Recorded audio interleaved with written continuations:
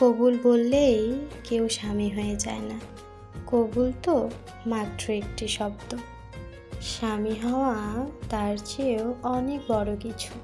স্বামী মানে স্ত্রীর ভরসার জায়গা হওয়া, তার নীরব চোখের ভাষা বুঝতে পারা, তার না বলা কষ্টগুলো অনুভব করতে পারা।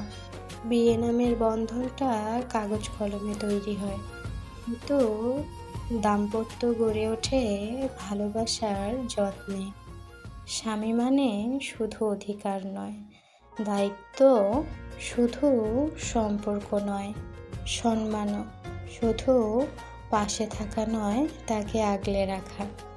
কারণ কবুল বলা সহজ, প্রতিদিন নতুন করে তাকে ভালোবাসা দিয়ে কবুল করা সবার জন্য সহজ নয়। আমার প্রিয় ভাইয়া এবং আপুরা, অবশ্যই আমার চ্যানেলটি সাবস্ক্রাইব করে আমার পাশে থাকবেন। এখনও যারা আমার চ্যানেলটি সাবস্ক্রাইব করেননি, প্লিজ আমার চ্যানেলটি সাবস্ক্রাইব করে দিবেন।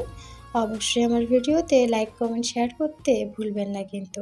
সকলকে অসংখ্য ধন্যবাদ।